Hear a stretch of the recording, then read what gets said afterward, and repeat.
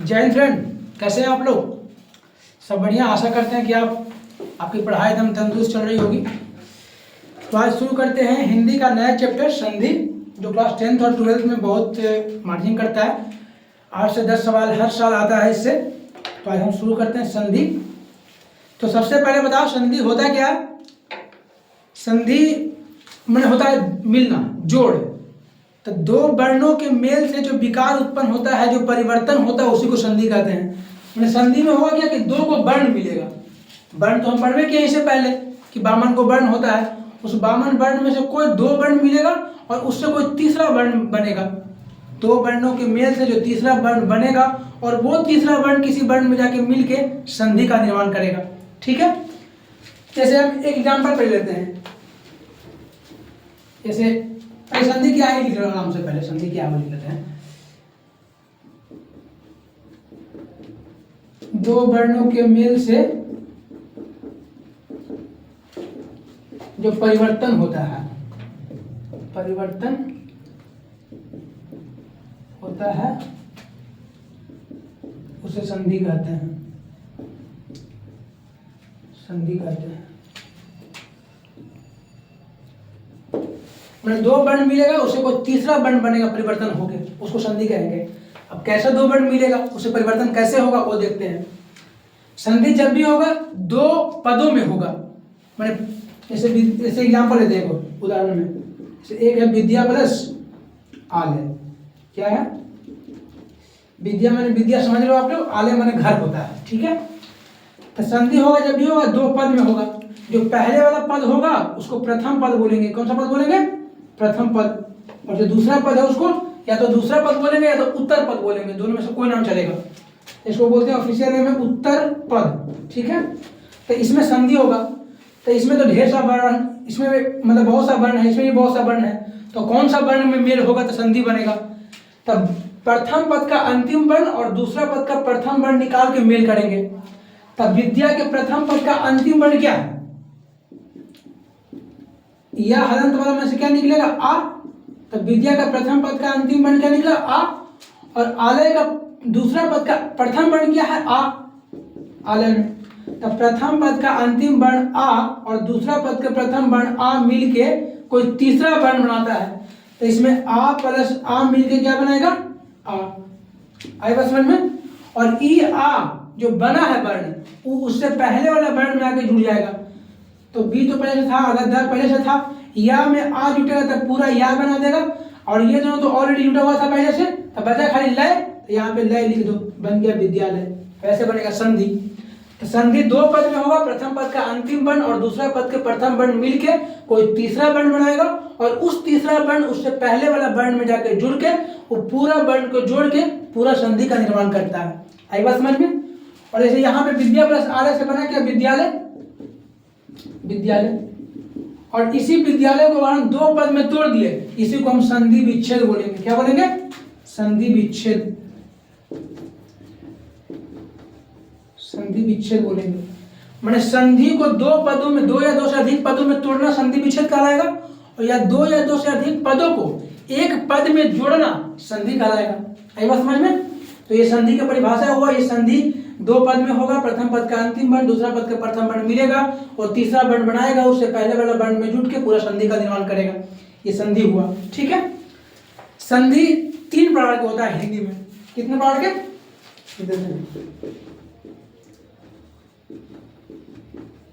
संधि तीन प्रकार का होता है।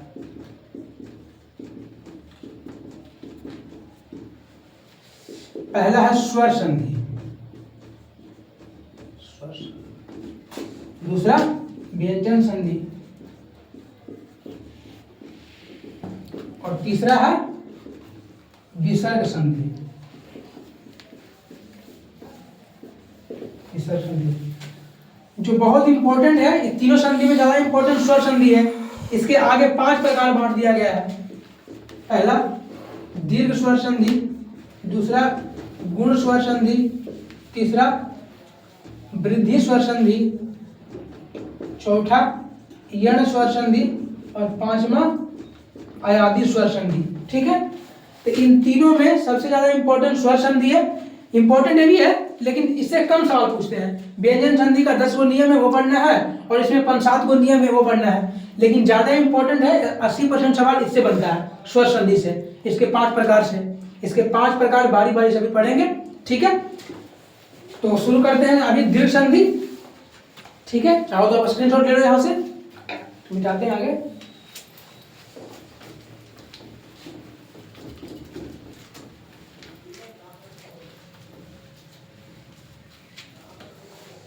तो पहला क्या है, स्वर संधि। तो स्वर संधि में होगा क्या, इससे पहले हम वर्ण में पढ़े थे कि स्वर वर्ण क्या होता है। तो स्वर वर्ण क्या था, जिसको बोलने में स्वतंत्र हो, जो बोलने में स्वतंत्र लगे, जिसको बोलने के लिए किसी वर्ण की अन्य वर्ण की सहायता न लेनी पड़े, जिसकी संख्या 11 हो रही थी। तो जैसे स्वर वर्ण की बात हुआ, अभी भी हम संधि में बताया कि संधि के प्रथम पद का अंतिम वर्ण और दूसरा पद के प्रथम वर्ण मिलेगा, मैंने 2 वर्ण मिल रहा है, पहला पद के अंतिम वर्ण और दूसरा पद के प्रथम वर्ण। तो स्वर संधि में क्या होगा कि प्रथम पद का अंतिम वर्ण भी स्वर होगा और दूसरा पद के प्रथम वर्ण भी स्वर होगा, मैंने दोनों वर्ण स्वर स्वर होंगे। हम जानते हैं कि वर्ण होते हैं, स्वर वर्ण होते हैं 11 को। तो स्वर संधि में क्या होगा कि प्रथम पद के अंतिम वर्ण भी स्वर होंगे, कोई 11 में से कोई होंगे, और दूसरा पद के प्रथम वर्ण भी स्वर होंगे, कोई 11 में से कोई होंगे, ठीक है। तो ये तो स्वर संधि का परिभाषा हो गया। अब स्वर संधि में पहला प्रकार क्या है, दीर्घ स्वर संधि। पहला क्या है, दीर्घ स्वर संधि। दीर्घ स्वर संधि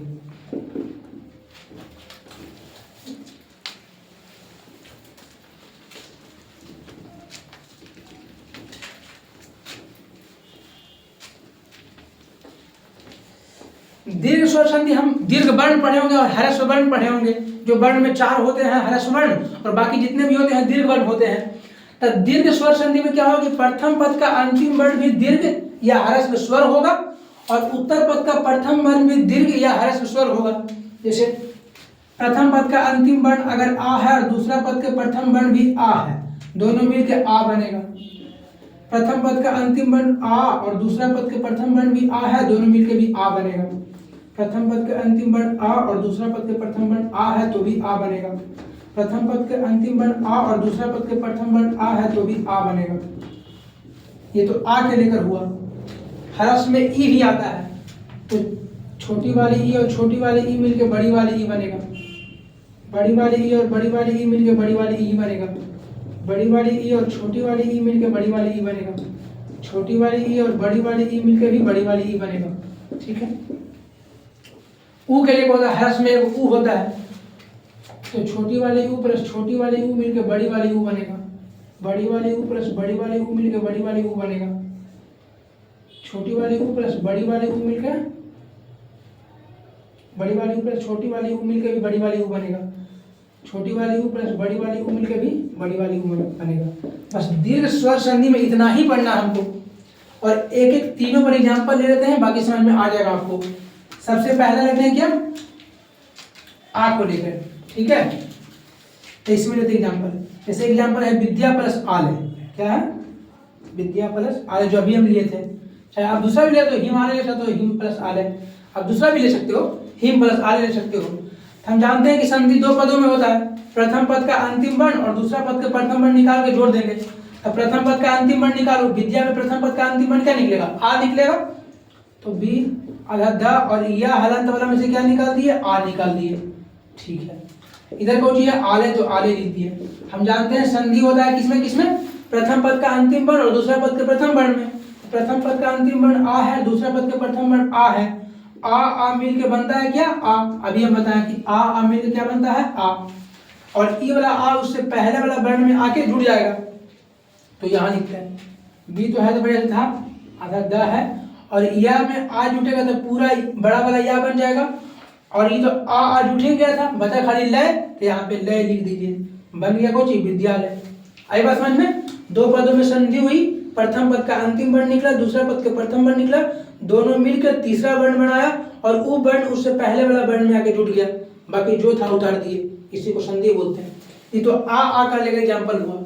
दूसरा ई का होगा कुछ ही, ऐसे एग्जाम्पल है रवि प्लस ईश। रवि प्लस ईश, रवि प्रथम पद का अंतिम वर्ण से क्या निकलेगा, र, हलंत वाला प्लस में छोटी वाली ई, इधर क्या है इस लिख दिए।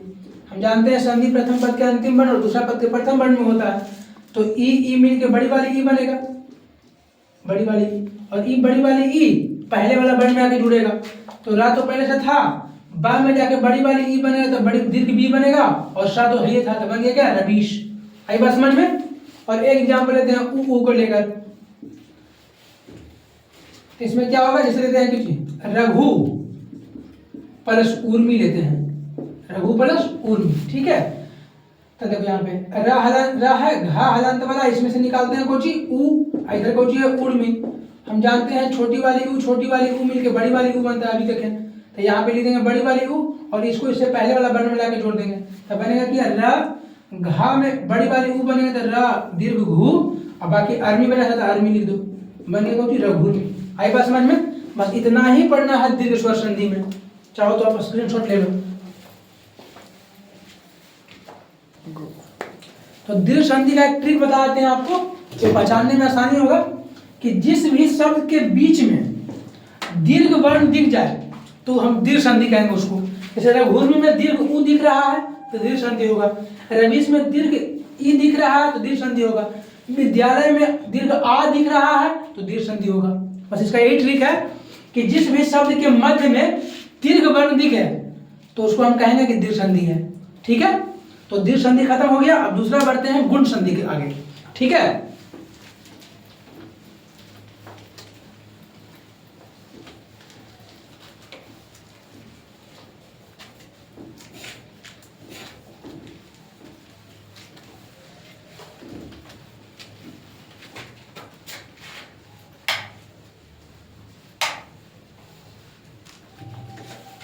दूसरा क्या है गुण संधि।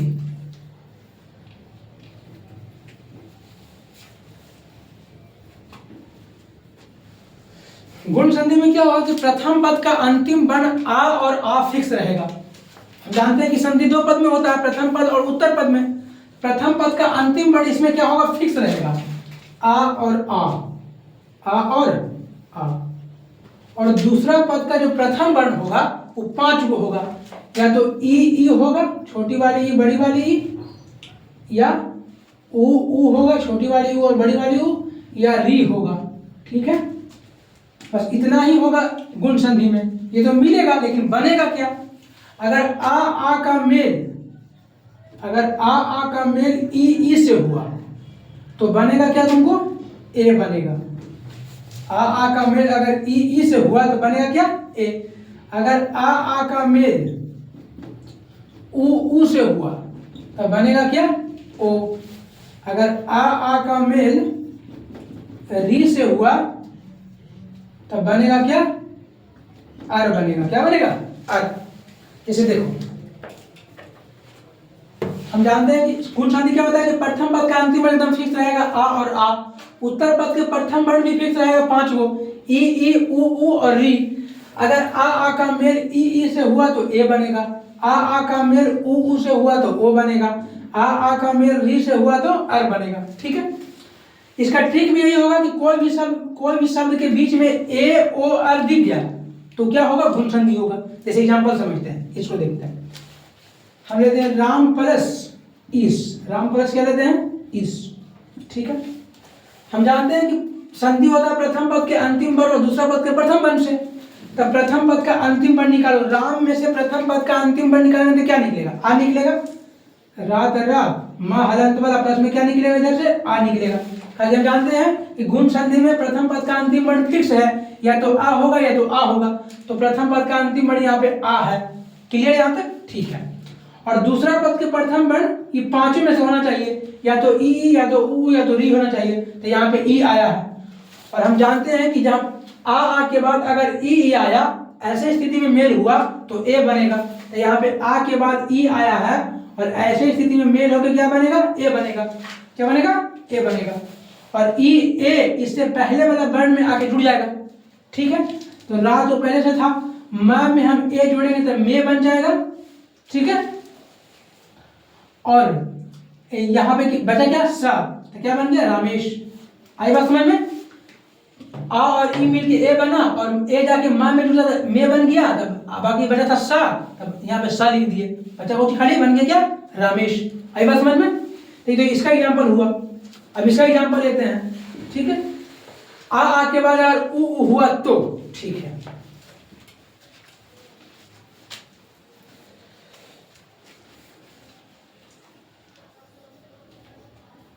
बन प्लस उर्मी लेते हैं, बन प्लस उर्मी, ठीक है। तो हम जानते हैं कि प्रथम पद का अंतिम वर्ण निकालेंगे। तो प्रथम पद बन है, बन का अंतिम वर्ण क्या निकलेगा, न से अ निकलेगा। तो बात तो बात ठीक है, न हलंत वाला प्लस में आ निकाल दिए, इधर जो उर्मी है उर्मी लिख दिए, ठीक है। तो प्रथम पद का अंतिम वर्ण आ है, तो आ यहाँ पे आ गए, आ के अनुसार आ हो गया। दूसरा पद के प्रथम वर्ण उ होना चाहिए, यहाँ पे उ भी है, और आ उ के मेल से बनता है ओ, आ और उ के मेल से क्या बनता है, ओ। तो यहाँ पे इसके जगह पर क्या हो जाएगा, ओ, और ई ओ इससे पहले वाला वर्ण में आके जुड़ जाएगा, ठीक है। तो बात तो पहले था, और ना में ओ जुटेगा तो बन जाएगा जी नो। अब बाकी बचा था क्या, खाली अड़मी, तो अड़मी लिख दीजिए, बन गया क्या, बनोड़मी। क्या बन गया, बनोड़मी। अब जैसे ही प्रथम पद का अंतिम वर्ण निकाले, दूसरा पद के प्रथम वर्ण निकाले, दोनों को जोड़ के तीसरा वर्ण बनाए, और उससे उस वर्ण को उससे पहले वाला वर्ण में लाके जोड़ दिए, और पूरा वर्ण के जो बना है वही संधि होगा। आई बात समझ में? ये तीसरा हुआ। और इसका एग्जांपल देखते हैं अभी। इसका ऐसे एक लेते हैं, महा प्लस ऋषि, जो मॉडल क्वेश्चन है पूछा हुआ है, महा प्लस ऋषि, ठीक। हम जानते हैं कि प्रथम पद का अंतिम वर्ण निकालेंगे, वैसा ही जैसे नियम चल रहा है सब में, मतलब हा हलंत वाला प्लस में आ निकलेगा, ठीक है। इधर कौची है, ऋषि, तो ऋषि लिख दिए। हम जानते हैं कि प्रथम पद का अंतिम वर्ण आ रहा, दूसरा पद के प्रथम वर्ण अगर री रहा, तो वो दोनों के मेल से अर बनता है। यहाँ पे आ है और दूसरा पद के प्रथम वर्ण री है, ये दोनों के मेल से क्या बनेगा, अर बनेगा। क्या बनेगा, अर बनेगा, ठीक है। और ई अर जो बना है उससे पहले वाला वर्ण मिला के जोड़ देंगे, तो यहाँ पे जोड़ देते हैं। माँ तो पहले से था, हा में आ जुटेगा तो पूरा हा बन जाएगा, तो पूरा हा लिख दिए। रा हलंत वाला है तो रा हलंत वाला लिख देते हैं, बाकी सी था तो यहाँ पे सी लिख दिए, बन गया क्या, महर्षि। लेकिन हम जानते हैं हलंत के नियम से कि जहां भी हलंत वाला रा है, मतलब आधा रा है, उसके बाद वाला वर्ण में उदर्भ रेफ बन जाता है। तो यहाँ पे म है, हा है, और रा आधा है, तो उसके बाद वाला वर्ण चूंकि मूर्धन्य स है, उसमें जाकर उदर्भ रेफ बन जाएगा। तो यहाँ पे उदर्भ रेफ बना दिए, तो बन गया क्या, महर्षि। वैसे महर्षि ये भी सही है और ये भी सही है, ये गलत नहीं है, लेकिन नियम के अनुसार जहां भी आधा रा होता है उसके बाद वाला वर्ण में उदर्भ रेफ बन जाता है, ठीक है। तो आज के लिए हम इतना ही रहने देते हैं। आज दीर्घ संधि खत्म हुआ है, गुण संधि खत्म हुआ है। अगले वीडियो में हम वृद्धि संधि, यन संधि और अयादि संधि खत्म करेंगे। आज के लिए बस इतना ही। बहुत बहुत धन्यवाद आपका।